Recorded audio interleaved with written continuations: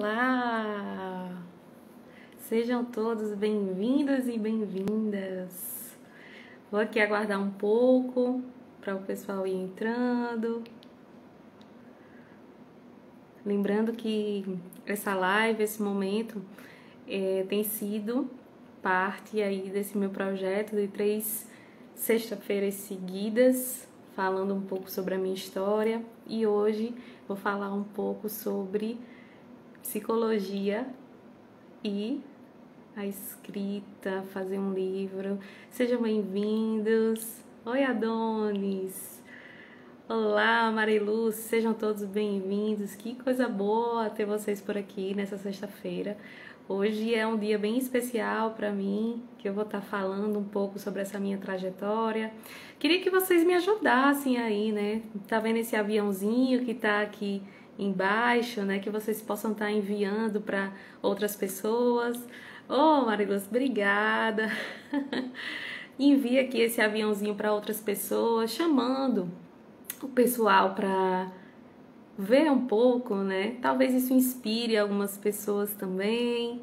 Sejam mais uma vez bem-vindos. Oi, Caio. Oi, Érica. Que legal ter vocês aqui. Alê, Anderson. Boa noite, boa noite, boa noite. Coisa boa. Oi, Eliane. Então vamos lá, né? Vamos. Minha tia entrou aí agora. Representando toda a minha família. Então vamos lá, né? Então, boa noite mais uma vez. Essa live aqui faz parte desse conjunto de lives. Hoje é a segunda sexta-feira que estamos juntos para que a gente possa estar conhecendo um pouco, né, a minha história, estar repartindo e compartilhando isso com vocês. E para mim, hoje é um motivo de grande orgulho, dando continuidade ao que a gente estava conversando na semana passada. E hoje eu vou falar um pouco sobre como foi meu processo criativo para escrever, né? Esse aqui é o meu primeiro filho físico, que de vez em quando eu tô postando aí para vocês nos stories, e aí eu vou trazer como foi, né, que eu fiz esse livro. Então, eu vou falar um pouco mais sobre ele e os outros também. Então, acho que uma coisa bacana de eu falar aqui para vocês é a gente faz ou a gente deve fazer aquilo que a gente gosta, né? Tem algo que as pessoas falam que, na vida eu quero escrever um livro, viajar o mundo inteiro, saltar de paraquedas. E, na verdade, eu não tinha exatamente um sonho tão explícito assim desde criança, como geralmente as pessoas começam essas histórias. Eu adorava escrever, né, como eu falei na semana passada, e meu pai, ele é poeta. Meu pai, ele sempre deu pra gente, né, somos 3 filhos, ele sempre trouxe pra gente essas... Oi! Tô vendo aqui o pessoal entrando, sejam bem-vindos. Então manda aí essa live nesse aviãozinho que tá aqui embaixo pra tá me ajudando aí a compartilhar essa história, né? Então meu pai, ele é poeta desde sempre e em casa ele tinha caixas que tinham aqueles livrinhos pequenininhos, caderninhos, quando a gente ia pra escola, inclusive, né? Ele tinha vários escritos dele e aí ele trazia isso pra gente. Então, eu, quando era criança, eu recebia muito incentivo, né, de escrita do meu pai, e adorava isso, e adorava o fato de eu estar herdando isso dele, né. E aí,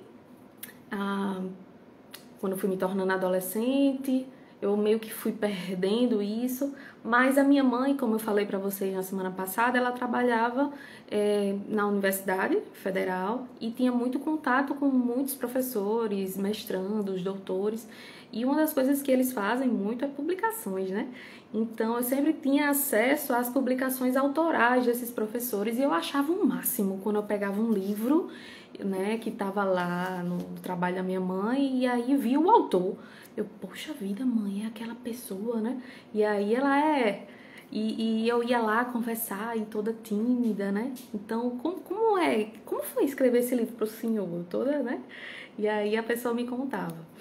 Mas enfim, Passaram alguns anos, durante a graduação de psicologia eu não escrevi nenhum livro, tampouco artigos, não existia tanto incentivo para pesquisa da minha faculdade, apesar de eu ter toda essa influência, né, do meu estágio, do curso de letras e tudo isso. Sejam todos bem-vindos aí que estão chegando.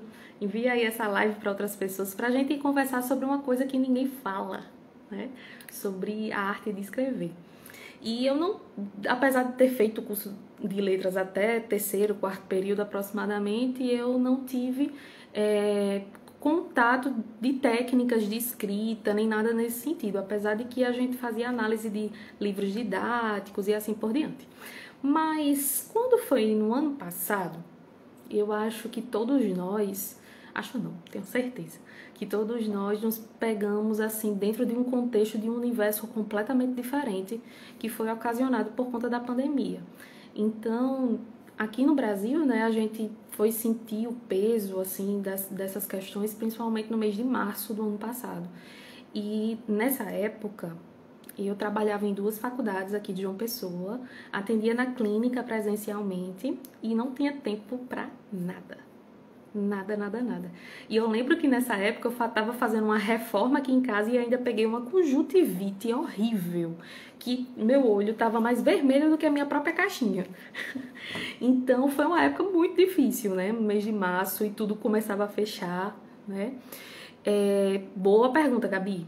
Vou falar isso pra você, tá? Guarda aí um pouquinho. Podem fazer perguntas, viu, pessoal? Podem fazer perguntas. Então, nessa época, né, eu tava me sentindo muito sobrecarregada. Inclusive, não sei se vocês que estão aqui recebiam algumas mensagens minhas que eu fiquei pensando, poxa vida, tô em casa, tô trancada, sou psicóloga, tá todo mundo sendo pego de surpresa nessa situação assim, de pandemia, de exaustão psicológica, de preocupação. Então eu mandava mensagens pelo WhatsApp, né? Então eu sempre escrevia. Então de alguma maneira ou de outra eu sempre tô escrevendo, né? Mas nada muito comprometido assim com a escrita e tal, mas algo que pudesse falar assim, o que meu coração tinha para poder falar para as pessoas, né? Então, antes de dar continuidade aí nessa história, eu vou responder a pergunta aqui de Gabi. Gabi pergunta o seguinte, né? O quão importante é essa parte da escrita e artigos para quem quer fazer mestrado? Qual o peso que tem e tem como mudar isso? Excelente pergunta. Semana que vem, inclusive, eu vou estar fazendo uma live sobre como eu me tornei neurocientista, né? Como é que foi para mim essa questão aí do mestrado e muitas coisas eu vou trazer também na próxima semana. Mas a escrita é extremamente importante, principalmente se você tiver a oportunidade de conhecer outros idiomas, como a questão do inglês. A maioria das publicações mais recentes são nesse idioma. O mestrado, os programas de mestrado, eles variam bastante dentro da própria universidade e entre as universidades. Então, para você fazer a seleção tanto para o mestrado quanto para o doutorado, você necessita ter algumas pontuações que quem vai determinar isso é o próprio programa através do edital de seleção, né? Então, é muito importante que durante toda a sua graduação você possa estar realmente se dedicando, entendendo para onde você quer ir. E aí, semana que vem eu vou falar mais sobre essa questão acadêmica, de dar aula, e qual é a diferença de mestrado e especialização, por que eu fiz os dois, e assim por diante. Então, é muito importante que a gente entenda para onde a gente quer ir. Aonde é que você quer chegar, né? Então, é muito importante sim. É um peso bem significativo. Não existe um padrão entre todos os programas de mestrado, doutorado, mas o quanto mais você puder fazer, mais pontuações você pode estar fazendo e sendo aí, alcançando essa pontuação e sendo destaque, né, entre os seus colegas concorrentes aí, os outros candidatos. Mas semana que vem eu falo mais sobre isso, tá? E aí, no meio da pandemia, voltando, do ano passado, eu me vi dentro de uma possibilidade, assim, gigante de atuação da psicologia. Tive que fechar, né? A gente lembra daquele momento que realmente fechou tudo em março do ano passado? Então, Gabi, tem que correr, tem que correr, tem que correr. Então, em março do ano passado, eu também fechei o consultório, né? Fiquei aguardando as novas coisas que estariam por vir. E aí, nesse contexto, eu acabei optando por realmente fechar o consultório de vez, ficar 100% online, e foi realmente uma das melhores decisões que eu fiz. Por conta teve muitas escassez, né, para todo mundo. A gente começou a ter um novo estilo de vida, e aí para mim ficar mais tempo em casa foi muito melhor. Né? Então, diante desse contexto também, eu acabei me desvinculando de uma das universidades em cerca ali de junho, julho, e foi quando eu me peguei assim, poxa vida, eu sou tão ativa e agora tô dentro de casa, eu tenho tempo, né, além de descansar, e agora eu vou fazer o quê? Né? Então, eu sou uma pessoa que eu tenho algumas características que eu fui identificando ao longo da vida, e uma delas é o perfeccionismo em si. Né? Então, não foi fácil para mim admitir, mas depois que eu comecei a entender que fazia parte de mim ser perfeccionista, eu poderia acolher essa característica e trabalhar melhor com ela, e não ser refém dessa característica mesmo, né? Existe o lado bom e o lado ruim de tudo na vida. Então, eu queria, na verdade, antes de querer escrever, né, o meu próprio livro, aqui tá minha estante, inclusive ela hoje tá bem bagunçada, e eu deixei assim de propósito, apesar de ter ficado, eu tenho que arrumar, mas enfim, é porque eu tô aqui realmente na frente. Mas todo esse material que vocês estão vendo aqui desse lado, desse outro lado, e alguns outros que estão guardados, são de recursos terapêuticos.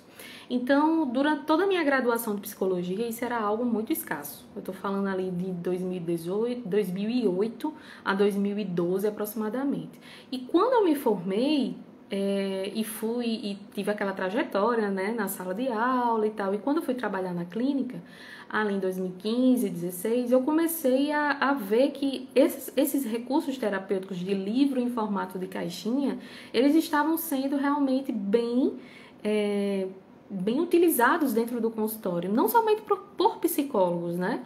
A gente trabalha esse tipo de recurso em sessões de fono, em sessões de psicopedagogia, de terapia ocupacional, então tudo aquilo que trabalha de alguma forma com essa intervenção cognitiva, essa intervenção comportamental, é interessante que a gente tenha recursos até para tornar a nossa sessão mais dinâmica. Então, o que comecei a fazer? Eu comecei a comprar 1, 2, 3, 4, 5... E a última contagem que eu fiz, eu estava com cerca de 250 e poucos. E já faz uns 2 anos que eu contei. Depois eu parei de contar para não ver o impacto no bolso que tem, né? Mas é um investimento. Então eu ficava, e nas salas de aula, quando eu ministrava, né, pós-graduação e assim por diante, eu sempre incentivava os meus alunos ao seguinte: não engavetem, não deixem guardado as ideias de vocês. Por que vocês não publicam? Poxa vida, eu dei aula para muito psicopedagogo, neuropsicopedagogo, o pessoal principalmente dessa área mais infantil produz muito material. E você que está aí me assistindo, né, que até você mesmo ou conhece outras pessoas, encaminha aí essa live aí para outras pessoas, né, para que elas parem para pensar um pouco sobre si, sobre a forma como elas têm lidado com o próximo, com o seu próprio material. Então, o que eu sempre falava, né? Eu tenho essa pegada mais motivacional também em sala de aula, então, minha gente, vocês precisam publicar, vocês precisam colocar isso para frente, né? E as pessoas realmente sempre me agradeciam e tal. Só que eu não tinha parado para pensar que eu poderia fazer o meu. Porque eu sempre não, mas eu via muitos materiais, jogos e etc. para o público infantil. Então, eu não atendo criança. Então, o que eu vou fazer? Um recurso ou um livro? Não, eu vou trabalhar na sala de aula, na clínica, né? Então, eu vou só incentivar as outras pessoas. E quando foi, no ano passado, nesse contexto de pandemia, olhei para um lado, olhei para o outro lado. Estava eu em casa, No momento eu estava deitada na cama e eu não conseguia dormir, porque comecei a ser invadida de realmente muitas ideias.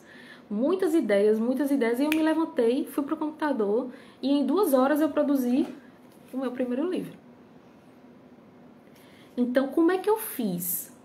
Né? Primeiramente, eu tinha já vários e vários temas. Oi, gente! Ó, quem tá por aqui, Cibele, Manuel, Renaura, sejam todos bem-vindos! Então, o que foi que o que eu fazia? Eu gostava muito de fazer, né? Durante as minhas horas vagas e que eu tinha tempo para pensar sobre o que eu queria escrever, publicar e etc. Eu fazia listas.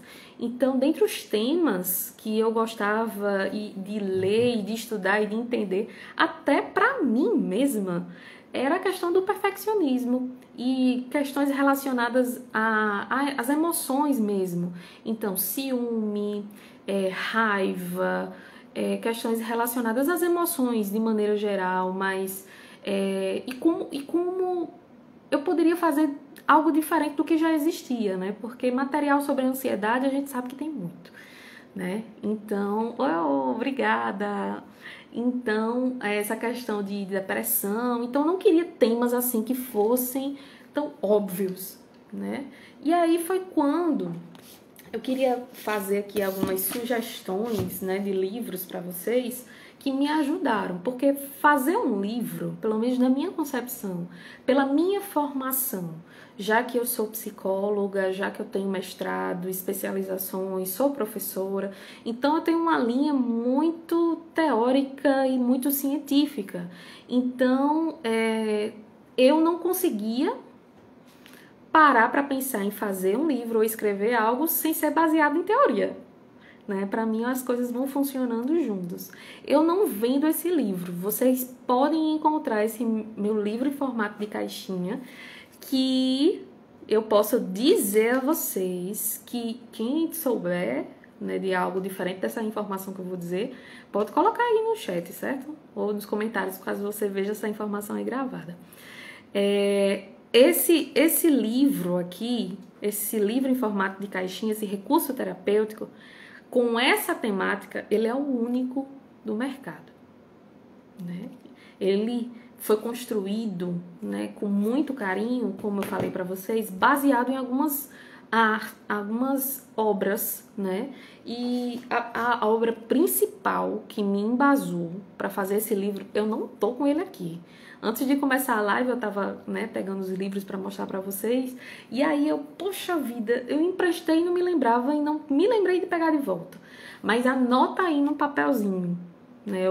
Enfim, mas não sai da live, tá? Fica aí que eu vou recomendar alguns livros para vocês, né? Não sai da live. Já eu indico, Roselita. Mas o livro que embasou essa produção aqui do meu livro em formato de caixinha é A Coragem. Não, perdão. Peraí, que essa aqui, A Coragem é outra coisa. Você pode ser feliz sem ser perfeita. Você pode ser feliz sem ser perfeita. Esse livro é um livro que ele não, pelo menos a última vez que eu busquei, você vai encontrar assim, em sebos, naquele estante virtual, acho que no Mercado Livre deve encontrar. Ele não está sendo mais reproduzido pela editora, né? Então, foi um livro que foi entregue para mim em 2016 por minha amiga Renatinha. Né? Na época, ela comprou para ela e ela me deu uma versão também, e ela deu a Silvana, eu acho, um também.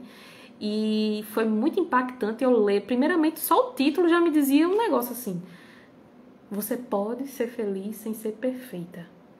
Aí eu, caramba, é verdade. Porque a gente que tem traços perfeccionistas, a gente não consegue, em alguns casos, lógico, né? A gente não consegue desvincular algumas questões do que é certo ou perfeito. Tem que ser assim, porque se não for assim, tá errado. Né? Então, eu tinha muito isso, né? E na época eu estava começando a ensinar, estava terminando o meu mestrado, então foi algo... Terminando não, mas foi após o término do meu mestrado, então foi um momento na minha vida que eu estava muito estressada. E eu, nesse contexto, eu cobrava muito de mim, cobrava muito das outras pessoas também. Porque esse é outro traço de uma pessoa perfeccionista. A gente não só exige da gente, a gente exige do outro também. Então, ou é 0 ou é 100, ou é tudo ou é nada. Né? Ou eu começo aqui essa live com o cabelo perfeito, com todos os cachinhos, que nem tá assim, né? Mas tudo bem. Com a estante toda no lugar, sem bagunça, com a internet. Então, assim, a pessoa que é dominada por esse traço perfeccionista, ela tem a tendência de se auto-sabotar, de procrastinar, porque a gente necessita das condições perfeitas para que a gente possa lidar não somente com a relação com outras pessoas, mas com a nossa vida, né? Com as atividades da vida normal. Então, nessa época que eu falei para vocês, né, na metade do ano passado, eu me via sem tanto, né, trabalho, porque eu reduzi saí de uma faculdade, fui cuidar da minha saúde e tal, e aí mesmo assim eu não conseguia parar, né, porque eu já vinha nessa pegada há muito tempo. Então foi quando eu disse, poxa vida, eu amo recurso terapêutico, já era um projeto meu. Por que eu não faço o meu livro? Então, eu já tinha lido, né, todo esse livro que eu mencionei para vocês, que é Você Pode Ser Feliz Sem Ser Perfeita, e tinha uns livros que eu estava querendo ler, mas eu na época sempre estava procrastinando, porque eu não achava o tempo ideal, repare, viu? Que era esse daqui, ó. São 2. Que ambos, que eu vou mostrar aqui pra vocês, é da Brené Brown. Esse aqui é A Arte da Imperfeição.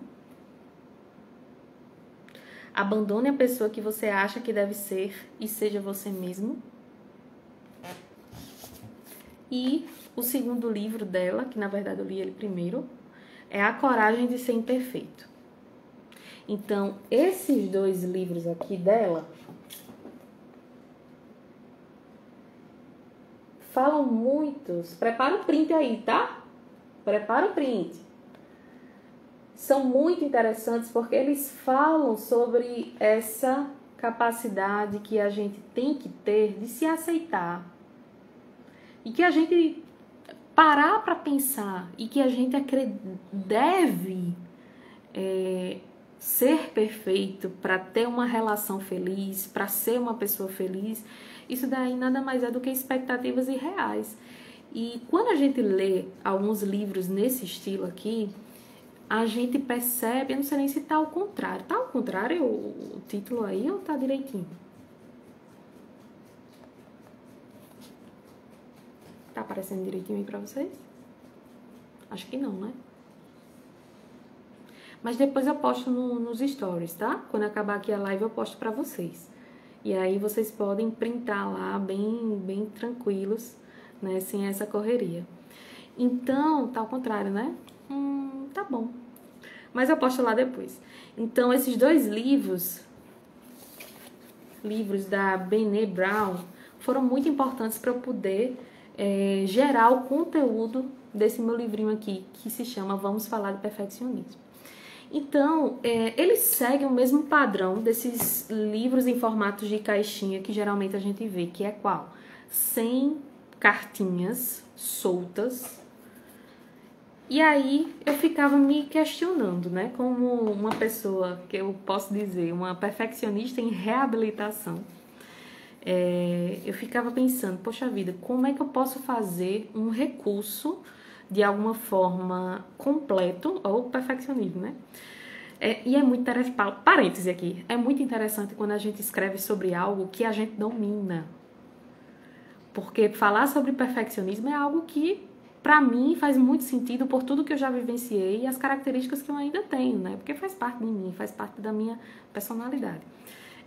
Mas hoje já não me domina mais como já foi um dia, né? Que eu acho que é isso que é algo que é importante, né? Pra gente diferenciar. Então, o que aconteceu? Nessa época, eu acho que umas 2 semanas antes, eu entrei em contato com várias editoras, tanto pelo Instagram, tanto pelo e-mail, por WhatsApp. Então, as editoras a primeira que eu queria, assim, de todo jeito, era a Matrix. Né? Então, a editora Matrix, que é a maioria, né? Para mim, é a referência em livros em formato de caixinha aqui do Brasil. Então, eu queria porque eu queria que... Oi, gente! Manda essa live aí para as outras pessoas que podem incentivar elas, tá? E eu queria porque eu queria publicar, né? Na editora Matrix. E aí, o que foi que eu fiz? Eu entrei em contato, me identifiquei. E aí foi exatamente assim o padrão que Ctrl+C, Ctrl+V mesmo, que eu mandava para as editoras, né? Olá, eu sou Jaiana, me identificava, sou professora, sou psicóloga e eu tenho interesse de publicar um livro na editora de vocês. O tema que eu tenho interesse, os temas, né? Porque eu trouxe uma listinha. É sobre perfeccionismo, sobre isso, sobre isso. Eu gostaria de saber como é que eu faço para que vocês possam analisar o meu material. A priori eu mandei desse jeito, né? Mas a primeira coisa que eu fazia era entrar nos sites das editoras, que geralmente nesses sites tem assim, seja um autor. Então tem algumas instruções lá, né? Tem alguns que já tem assim, até um formulário para você enviar ou uma amostra da obra que você quer publicar, ou já o material completo, né? E aí, foi assim que eu fiz. E é muito interessante quando eu falo isso, né? Algumas pessoas dizem, mas tu nem conhecia o povo e tu mandou e-mail? Eu falei, sim, não é pra isso que serve? Então, e-mail, WhatsApp, sinal de fumaça, o que eu podia fazer, eu fiz. E aí, algumas editoras me retornaram, né? Quer dizer, todas me retornaram. Algumas tinham algumas ideias, assim, que particularmente eu não era interessante para mim na época, como a questão de investir dinheiro nisso. Eu não tinha dinheiro para investir. E aí fui analisando algumas propostas. E aí a Matrix, quando me respondeu, ela pediu uma amostra de 10 cartinhas. E aí como é que eu fiz? Eu no Word respondi as perguntas que eles solicitavam, né, para a obra completa, que era o quê? Título da obra, qual seria o público-alvo, qual era o objetivo dessa obra, um breve resumo, que geralmente vem na parte de trás dos livros em formato de caixinha, né? Então, eles pediram esse resumo aqui e uma amostra de 10 perguntas. Então, foi tudo muito simples, no Word mesmo, só fiz digitar, não construí arte, não construí nada, porque tudo isso cabe à editora, né? Então, quando eu mandei, acho que com 1 dia ou 2 dias, o editor me respondeu dizendo que tinha adorado tudo que eu tinha escrito, que não havia a hora que eu mandasse todo o material completo para eles, que esse é um tema extremamente relevante, que não tinha nada na editora que pudesse ser um concorrente, né? Porque as editoras, elas vendem esses produtos e elas não podem concorrer com si próprias, né? Me ajude. Então, quando eu trouxe esse tema para a editora, ela gostou muito, muito, muito. E aí foi quando, isso foi 2 dias antes daquela noite que eu mencionei a vocês, né? Então foi quando eu estava numa noite deitada e várias ideias, e aí eu me levantei, sentei no computador, geralmente, né? Eu peguei esse hábito desde a época da faculdade, de colocar música, eu gosto de escutar música enquanto eu tô fazendo, e fiz esse meu livro aí em 2 horas. E aí, como é que eu pensei quando eu estava estruturando esse livro? São 100 perguntas que eu ia fazer. Então, não pode, na minha visão, não podem ser perguntas aleatórias. Então, elas têm que ter um sentido. E de modo que todas essas folhinhas, podem ser misturadas e que devem servir aí para o público jovem, adulto e idoso de uma maneira que seja bem útil, né? Porque eu ficava sempre pensando, poxa, eu quero construir algo que seja útil para as pessoas. Então, eu dividi em 5 pontos principais, né? Isso não está explícito em nenhum tipo de manual desse livro em formato de caixinha. Isso aqui é inédito que eu estou dizendo para vocês. Então, eu dividi em 5 partes principais que tinha a ver, né, que tem a ver com a nossa vida. Então, a nossa vida pessoal, né, relacionamentos, trabalho ou faculdade ou estudos de maneira geral. Será que eu vou lembrar tudo, hein? Agora era para eu ter anotado, né? Não anotei, né? Vou ler sim. Então, são 5 pontos principais que eu tinha colocado. Saúde, gestão financeira, relacionamentos, como eu mencionei para vocês, trabalho ou faculdade, e o outro era sobre autoconhecimento de maneira geral. Então, dividi em 5, para cada um desses tópicos eu fiz cerca de 20 perguntas, e aí eu fui parando para pensar, por quê? Uma pessoa que tem perfeccionismo, esse traço, né, ela tem isso em todas as áreas da vida. E aí, se a ideia de trabalhar essas questões a partir da autorreflexão, do autoconhecimento, então essa estrutura de 5 tópicos principais, e aí fazer 20 perguntas sobre cada uma delas, faz muito sentido, né? Então, eu fui elaborando essas questões, né? Então, quando a gente abre esse livro em formato de caixinha, eles vêm, né, 100 questões, assim, folhas soltas. E aí, vou ler aqui algumas para vocês, certo? Você já perdeu oportunidades na vida porque teve medo de não estar apto ou não ser bom o suficiente? O que impediu você de tentar? Outra. Qual conselho você daria para um amigo que minimiza suas próprias conquistas por não parecerem perfeitas como ele esperava? E aí perceba, né? Quem é da área aí da psicologia, os estudantes que já identificaram aí algumas abordagens e os psicólogos que já são formados, quando a gente faz assim, esse tipo de pergunta, né? Qual conselho você daria para um amigo? Ou então, perguntas bem retóricas mesmo, a gente está utilizando, né, dessa metodologia aí que Sócrates ele trouxe para a gente, né? E aí são algumas ferramentas que o psicólogo da abordagem que eu utilizo, que é a cognitiva comportamental, pode estar utilizando, né? Então, qual conselho você dá para o seu amigo? Porque é mais... Travei. Será que eu voltei? Aproveitando, ajeitando aqui o cabelo. E aí, eu voltei aí pra vocês?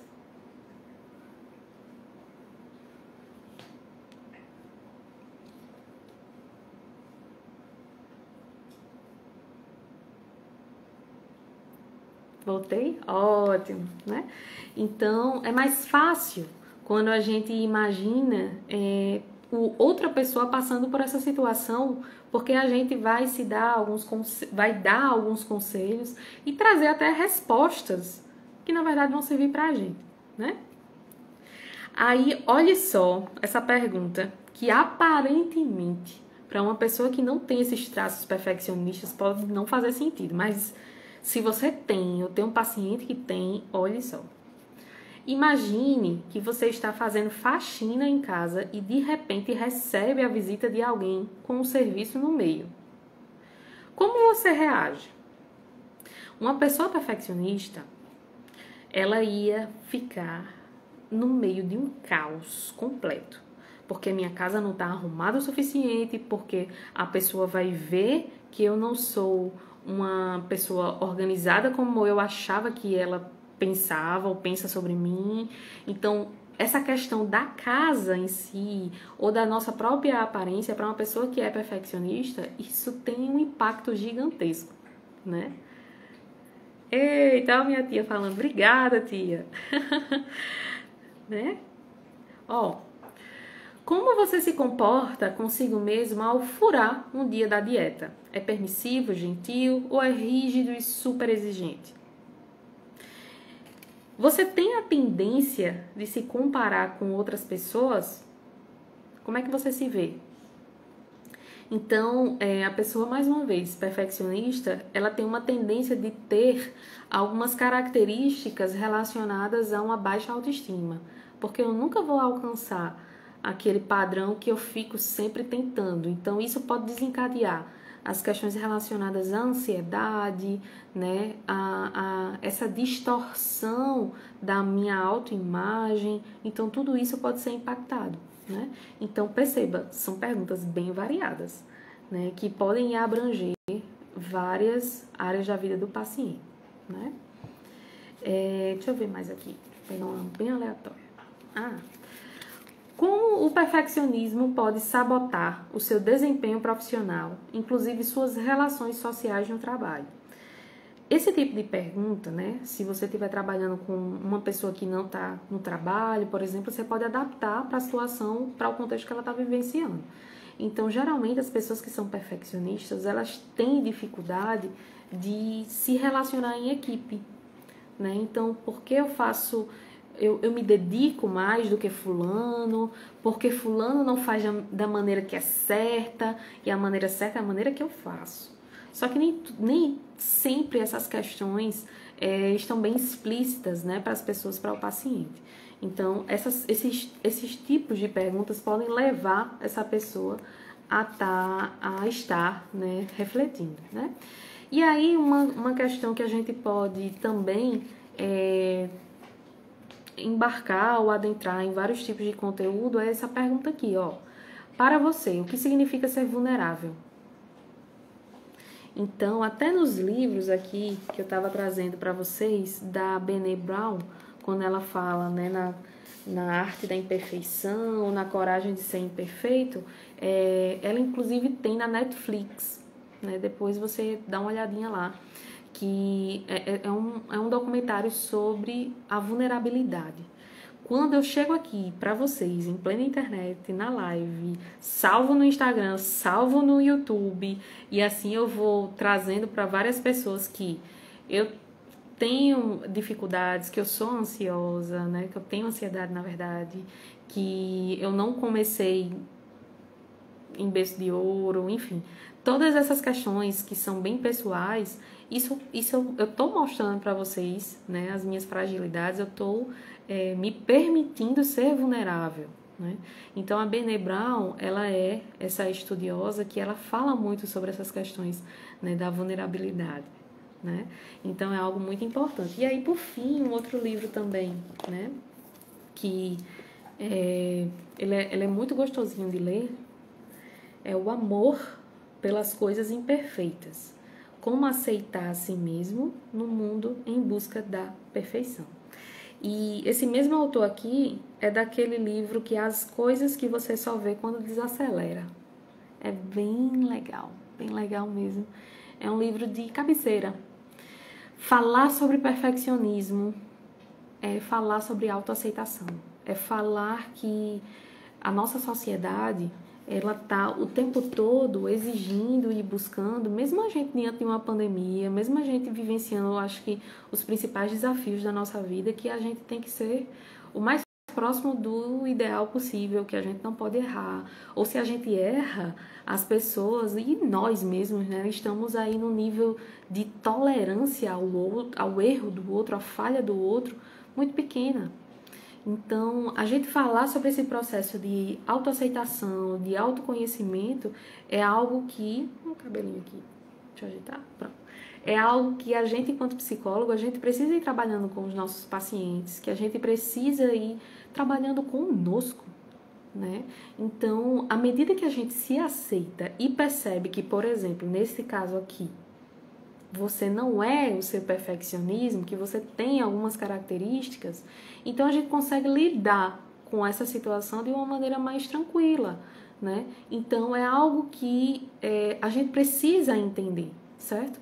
Então por isso que eu fazer um recurso terapêutico sobre uma das características que eu mesma tenho e que por muito tempo eu enxergava de modo muito negativo, eu acredito que foi uma das terapias mais significativas que eu fiz sobre mim mesma.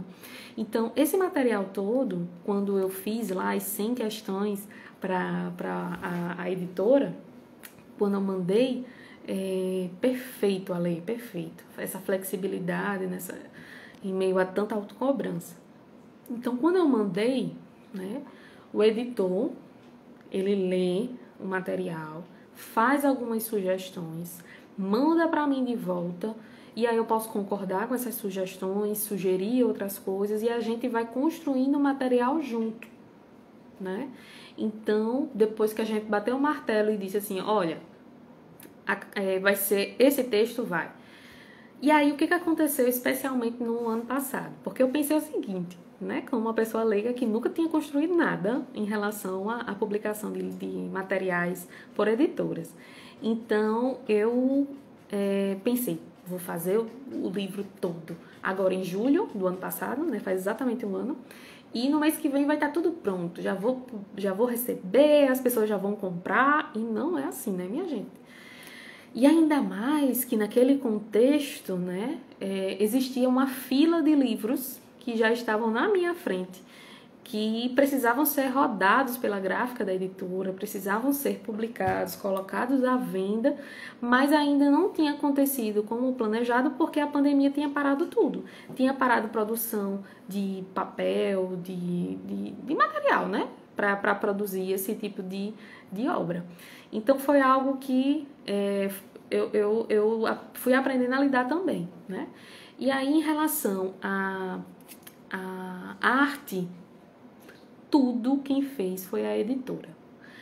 E aí a gente vem para uma questão, né, aqui no nosso país, que é a desvalorização, acho que das minhas duas profissões principais, acho que as três, né? Mas enfim, que é professor e escritor. Né? Então eu escolhi logo assim, vamos escolher umas profissões que são bem desvalorizadas e vamos assim ser todas juntas de uma vez. Né? Então eu não investi nesse formato que eu estou contando para vocês, eu não investi nada de dinheiro. A editora toma conta de tudo. Em prol de quê? Direitos autorais. Então eu produzi todo esse material. A editora fez a análise, fez alguns ajustes, algumas sugestões, a gente montou o texto final, as 100 questões finais. E ela aguardou, né, o tempinho dela para que ela pudesse entrar lá na fila de publicação. Né? Justamente por isso que eu estou falando a vocês. Tudo atrasou, né? Por causa desse contexto de pandemia. Então, quando foi ali, em meados de dezembro do ano passado, eu recebi a imagem da arte da capa para aprovação, né? E aí eu achei o máximo quando eles colocaram esse... Oh, rapaz, eu tô esquecido o nome. Vocês lembram o nome disso aqui? Vocês lembram? Como é o nome disso, meu Deus? Aquele negócio que vê milimetricamente. Como é o nome? Quem se lembrar, bota aí. Porque eu realmente... Depois da Covid, minha gente, eu tive uns problemas de memória, viu? Quem me acompanha aí sabe disso. Mas quem lembrar o nome disso aqui, bota aí. Certo? E aí eu recebi a arte... Eu tava no auge, assim, tentando melhorar cada vez mais da chikungunya, que eu peguei no ano passado, que eu ainda sofro as sequelas até hoje. E isso aqui, quando eu olhei, vi meu nomezinho aqui em cima, eu disse, eu não acredito. Sério que eu consegui. E quando foi? Eu autorizei e tudo, né? Quando foi? Em janeiro, dia 5 de janeiro, esse livro foi publicado. E aí o editor mandou uma mensagem para mim, né, dizendo que foi publicado. No site da editora, da Matrix, vocês conseguem comprar. Na Amazon, vocês também conseguem comprar. Nas livrarias do Brasil inteiro, nos sites, estão disponíveis todos os meus exemplares aí. Então, ter esse material na mão de outros psicólogos e ter o retorno deles, né, esse feedback deles, dizendo que o material é bom, que dá resultado, que os pacientes eles interagem, que eles conseguem ter esses insights. Eu acho que foi a melhor coisa que, diante de tantos desafios da minha vida, naquele momento, que foi ali em janeiro e fevereiro, quando as pessoas começaram a adquirir, né? Eu consegui superar, sabe? Então eu olhava para isso daqui em alguns momentos, sabe aqueles momentos que a gente olha assim e quer não desistir, mas tô tão cansada de tantas coisas, né? Então isso aqui era uma coisa que me trazia muita certeza, porque era palpável, né? Então o dia que eu recebi as minhas amostras em casa foi algo muito marcante para mim. E aí nessa mesma época, em julho do ano passado, que eu produzi esse livro, e o autor, o editor, ele me deu esse feedback, né, das 100 questões de maneira muito positiva. Eu aproveitei a oportunidade que eu estava em contato com ele e fiz o meu segundo livro. Nesse caso, ele não me pediu a amostra, ele me pediu já o material completo. Eu perguntei a ele se ele tinha paquímetro. Isso, Michele! Isso. Valeu! Então, naquela época, eu já conversava bastante com o autor, eu mostrava algumas outras coisas que eu fazia, mas que às vezes os projetos estavam parados, algumas outras ideias que eu já tinha, mas ele já tinha algum tipo de autor que já estava produzindo, ou a própria editora já estava, já tinha publicado, enfim. E eu gostei muito de trabalhar com a editora Matrix, apesar de outra editora ter também entrado em contato, né, comigo e eu ter conversado bastante, que foi a editora Ideia, né, Ideia Jogos. Mas aí meus projetos com elas ficaram realmente em stand-by e eu dei prioridade à Matrix, né. E aí eu elaborei, baseado também nas questões da teoria cognitiva comportamental e das teorias que embasavam as emoções, o meu segundo livro, que se chama Lidando com a Raiva. Lidando com a Raiva. Ele vai ser publicado agora em agosto. Recebi na semana passada a arte, né? Porque lembra que eu tinha falado para vocês que tudo atrasou lá na editora por conta da pandemia? Pois é, o meu segundo livro também está aí nesse meio desses atrasos e basicamente um ano depois é que ele está sendo publicado, né? Boa noite!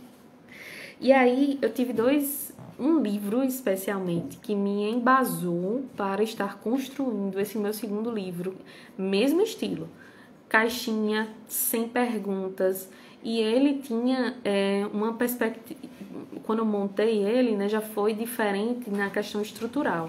Ele não tinha essas ênfases, como eu mencionei para vocês, de maneira tão marcante, mas sim em relação à própria questão de psicoeducação das emoções, a minha emoção de raiva, como eu perceber a emoção de raiva do outro, como eu posso lidar com a raiva, porque quando a gente fala sobre emoções, e emoções nesse contexto mais negativo, diante de alguns autores que eles trazem pra gente, a nossa sociedade também, ela diz que a gente não pode sentir, né? A gente não pode sentir raiva, a gente não pode sentir medo, a gente não pode sentir tristeza. Então, a gente precisa ter o acesso a entender o que é a raiva, né? Nesse caso, nesse exemplo que eu estou trazendo para vocês, para que a gente possa, a partir desse conhecimento, que a gente possa estar manejando ela, ou administrando, ou gerenciando essa raiva, porque controlar a raiva a gente não controla. A gente não controla nenhuma outra emoção, na verdade, né? Então, é algo que a gente precisa trabalhar com os nossos pacientes. E quando a gente fala sobre raiva, é uma outra característica minha também. Então, assim, para mim, escrever sobre a raiva também foi muito importante e significativo, porque, assim, vocês me veem, né? Mas... Eita! É o seguinte, Jo. Eu acredito que, como eu estou mencionando para vocês, a ansiedade, ela é uma emoção, né? Então, a ansiedade, ela é uma mistura aí de algumas questões, como esse pensamento que é voltado para um futuro, essa necessidade que se tem de controle, esse medo, né? Essa surpresa. Então, tem muitas coisas que estão envolvidas. Eu não tenho uma receita pronta de bolo, assim, para falar para você, né? Mas a ansiedade, de maneira geral, ela precisa ser tratada. E como você fala que ela está muito forte, é algo que realmente você precisa de ajuda, né? Então, a gente sabe que a ansiedade é essa questão relacionada para o futuro, e se tem uma coisa que pode minimizar essas tuas sensações, né, que vai gerando de desconforto, de desagrado e de maneira assim bem que pode nos perturbar de maneira geral, é através da respiração, né? Porque quanto mais ansioso a gente fica, mais afeta as nossas questões de respiração e a gente começa a ficar mais ofegante. E isso pode estar incentivando e reforçando ainda mais a nossa questão de ansiedade. Então, é algo que a gente precisa identificar também quais são os pensamentos que podem estar gerando ou impulsionando aí essa ansiedade que a gente está sentindo, né? Não só a ansiedade, fazendo um paralelo com o que eu estou falando, a raiva também. Então, uma das emoções que eu percebo em mim, que eu tenho quando alguma situação, algo que alguém me disse ou que eu pensei, me desagrada, é injusta, é incoerente, é ingrata, as primeiras emoções que eu tenho é raiva. Então, lógico que existem várias outras questões relacionadas às minhas crenças, o meu sistema de crenças mentais, né, que não é o momento para eu estar falando para vocês. Mas é algo que a gente precisa perceber, né? Quais são as emoções que estão mais frequentes nas minhas reações frente às outras pessoas, ao que eu escuto, aos meus próprios pensamentos, às minhas escolhas, às minhas decisões, aos meus comportamentos de maneira geral. E uma dessas coisas que eu percebia muito em mim assim é a questão da raiva, né? Então, a raiva, como eu mencionei para vocês, é uma emoção que a gente não controla. O que a gente controla é o nosso comportamento a partir da raiva, né? Então, um dos livros que me embasou para eu construir esse meu segundo livro, que será publicado agora em agosto, finalzinho de julho, em agosto, também pela editora Matrix, é esse livro aqui, que ele é referência na teoria cognitivo-comportamental, que é em relação ao treino da raiva, né? Então, o treino cognitivo de controle da raiva. Inclusive, os autores são autores brasileiros, né? Que é a Marilda Lippe. E a Marilda Lippe, eu vou colocar também nos stories, tá? Para vocês. A Marilda Lippe, ela é uma das pesquisadoras, assim, de grande renome aqui no nosso país, que ela trabalha com estresse. Ela trabalha com essas emoções, assim, de raiva. Os cachorros estão aqui brincando. Ô, Lica e Luke. Tá bom, meu filho. Né? Eles acordaram, viu, minha gente? Estavam aqui quietinhos, né? Jô, qualquer coisa, fala comigo aí pelo... Como é o nome? Pelo direct, que eu te oriento melhor, tá bom? Conta comigo, você não tá sozinha. Então, como eu tava falando aqui pra vocês, deixa eu colocar aqui, prepara o print aí de novo, tá? Então, a raiva, ela pode, inclusive, estar distanciando a gente da gente mesmo. E isso também pode estar afetando as minhas relações sociais. Além disso, a raiva, ela pode estar também sendo uma emoção reforçadora de angústia, de medo, de comportamentos relacionados à agressão física, agressão verbal, agressão à nossa autoestima, né? Então, esse livro aqui foi muito importante na construção do meu segundo livro. Um outro livro que eu conheci quando eu estava estudando esses aspectos relacionados à raiva foi esse daqui, né, que é Guia de Gerenciamento da Raiva, né? Que esse livro, ele traz uma proposta assim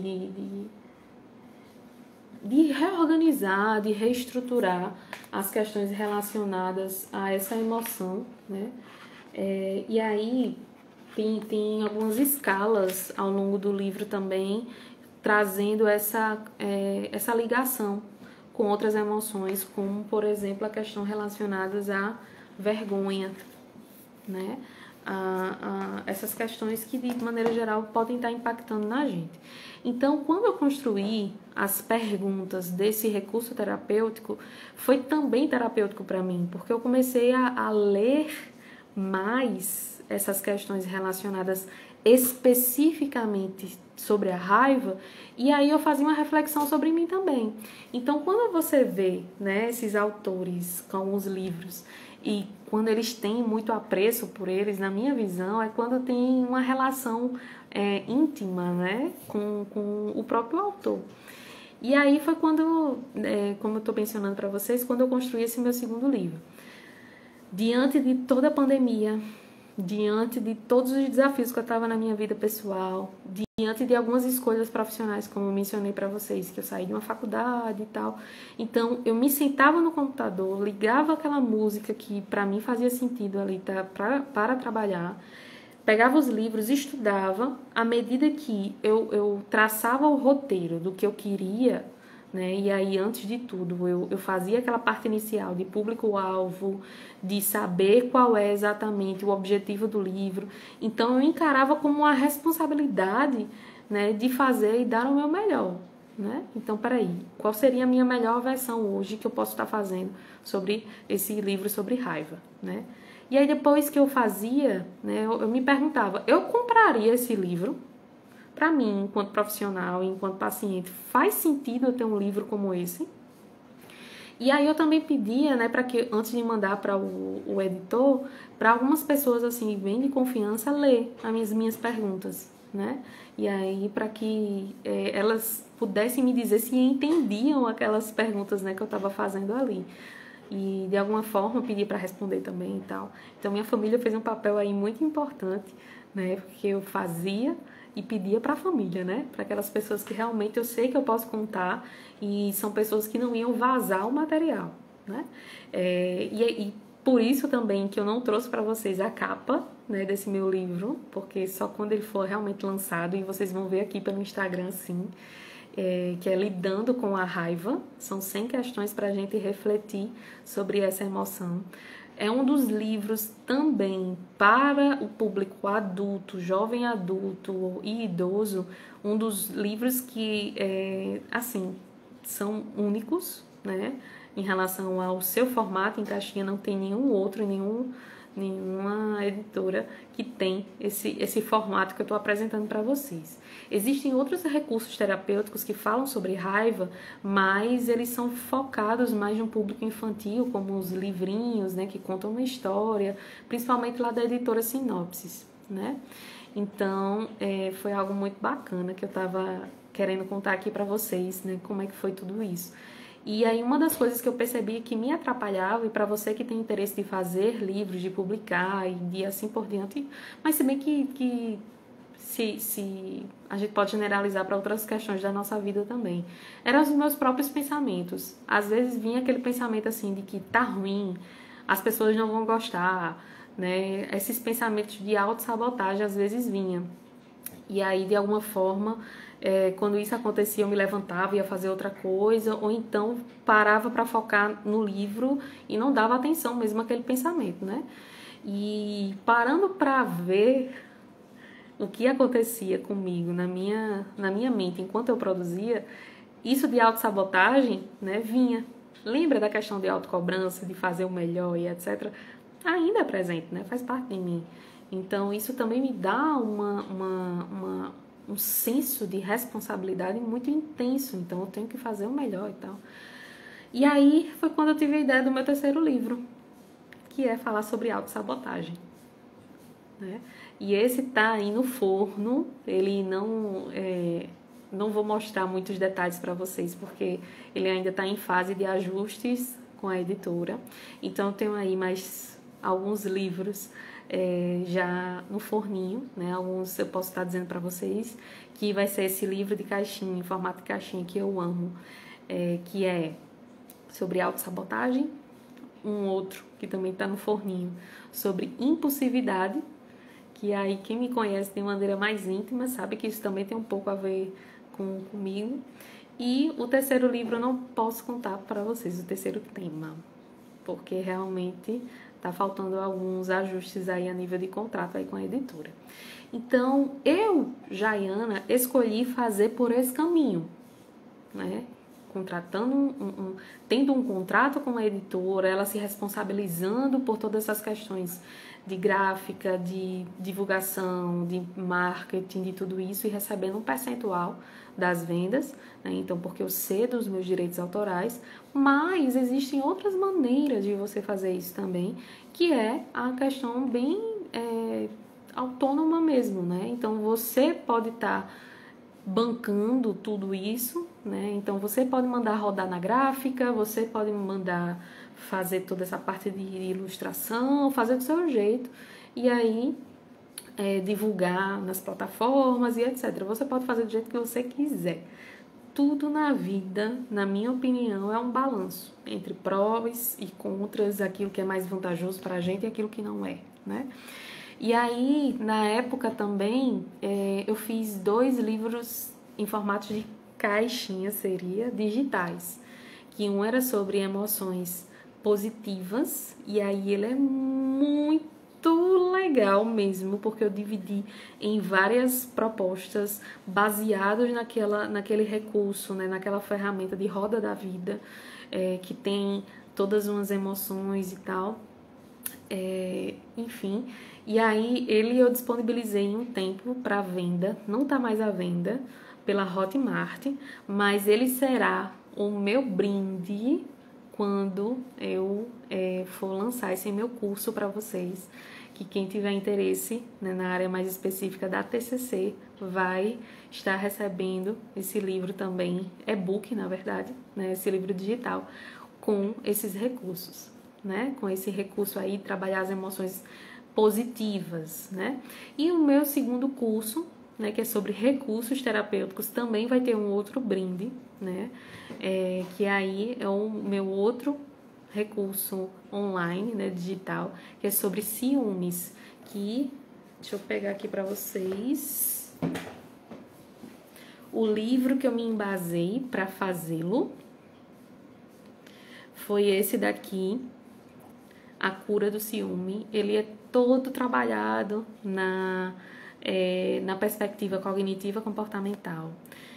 Quem é psicólogo ou quem está estudando psicologia, na minha opinião, tem que conhecer esse livro aqui, porque ele, além do autor, né, ser a nossa referência aí nas questões relacionadas, né, à psicologia mundialmente, que é Léry, ele traz o ciúme nessa ótica cognitiva comportamental, trazendo várias estratégias e ferramentas, né? Então, inclusive, né, esse é um dos temas, quando a gente fala de relacionamentos conjugais, amorosos, íntimos, que mais a gente recebe no consultório clínico, né? Então, falar sobre ciúme, traição e etc.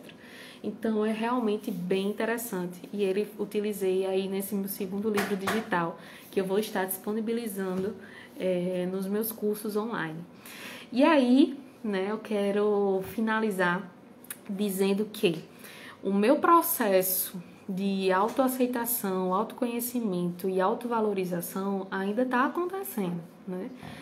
Para mim, criar e fazer essas lives sobre mim, que eu fiz semana passada, estou fazendo hoje, e na próxima sexta-feira, ó, Lica, diga mamãe, né? E eu vou fazer na próxima sexta-feira sobre as questões, né, da neurociência, do meu mestrado e etc. Isso aí para mim tem sido uma vitória, porque eu não acreditava que falar sobre mim mesmo fosse tão importante.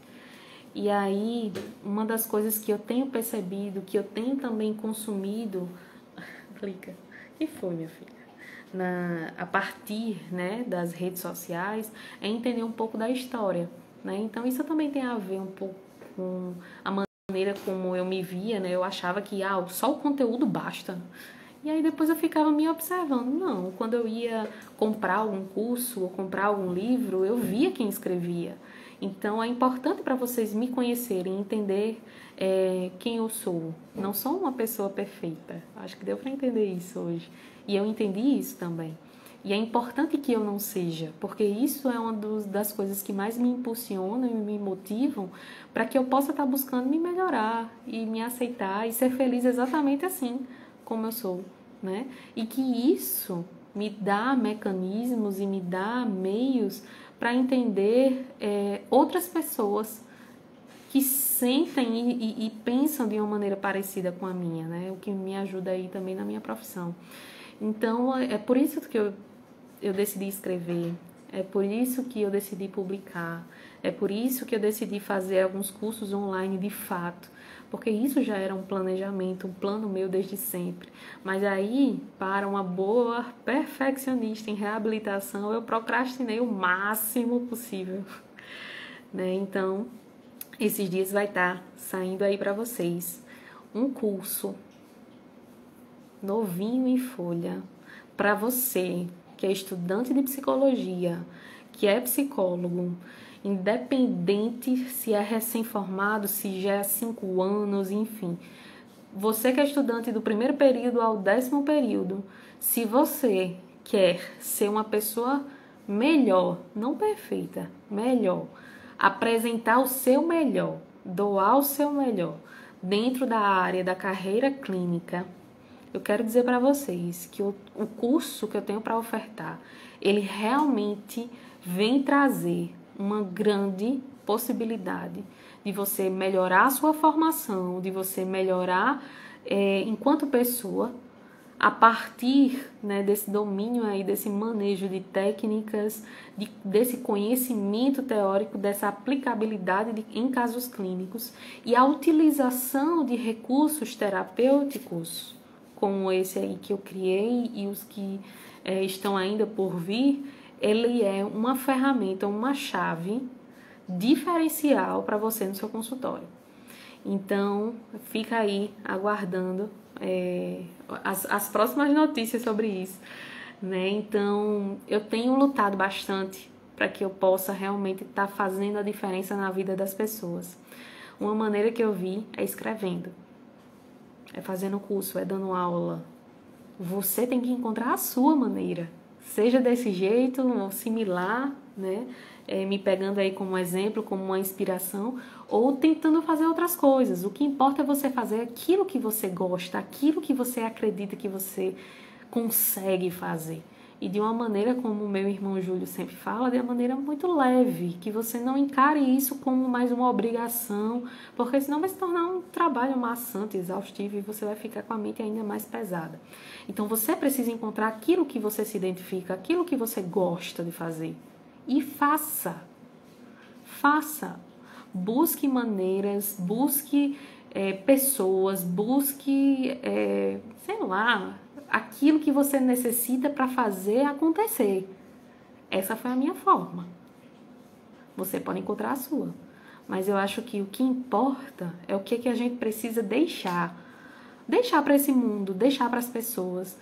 Porque ser professora e ser escritora, para mim, tem se tornado, ao longo aí dessas experiências, dos feedbacks também que eu recebo, tem se tornado como uma possibilidade de eu ir plantando uma semente em cada pessoa.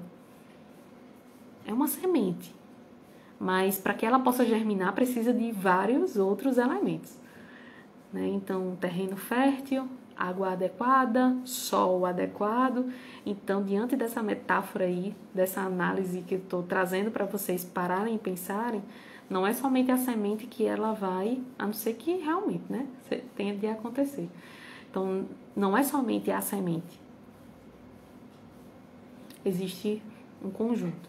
E o meu conjunto foi, né, a minha vontade, o meu desejo, a minha inspiração, principalmente no meu pai, a minha inspiração no trabalho das pessoas e de como as pessoas do trabalho da minha mãe faziam para deixar o seu legado, a inspiração que eu tinha e no retorno, no apoio que eu tinha, por exemplo, da minha tia e da minha família, entender que esse é um caminho e que eu quero fazer a diferença na vida das pessoas, que a psicologia, ela precisa de cada vez mais de pessoas interessadas em fazer, em produzir, seja recursos, sejam livros teóricos, clínicos, práticos, sei lá, cursos e etc., mas que isso seja embasado na ciência E é uma coisa exatamente que eu adoro fazer, né? Ciência, estudar, me dedicar, colocar a minha cara, o meu jeito e que outras pessoas que possam se identificar possam estar comprando essas ideias também e dando continuidade, né?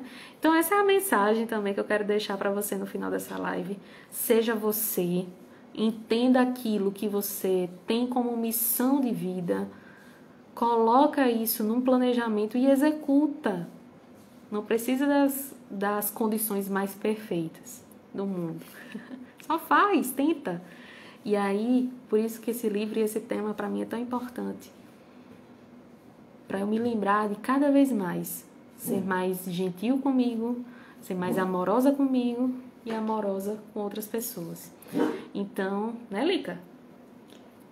Então, que você essa noite possa estar recebendo aí essas mensagens, né, de apoio, de incentivo, né, que a minha história seja útil para vocês. Quero deixar aqui o meu beijo, meus agradecimentos. Semana que vem a gente encerra aí essa terceira live falando um pouco da minha trajetória.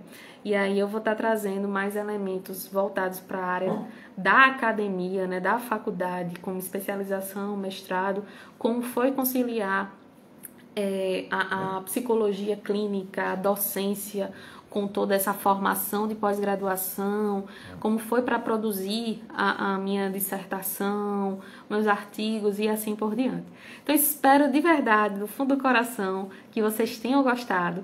Essa live aqui ela vai ficar gravada, né, tanto aqui no meu feed do Instagram, quanto no meu canal do YouTube, Jaiana Ventura. Se inscrevam lá também, que vocês possam estar nessa sexta-feira fazendo algo que faça sentido para vocês, que vocês possam estar fazendo a diferença realmente no mundo. E a gente não consegue abraçar o mundo com os próprios braços de uma vez, mas a gente consegue ir plantando sementinhas, né? Então, um cheiro no seu coração. Daqui a pouco eu vou postar nos stories todos esses livros que eu indiquei para vocês aqui, que para mim foram muito úteis dentro desse meu contexto de produção, desses meus livros em formatos de caixinha, tá? Tchau, tchau. Até a próxima.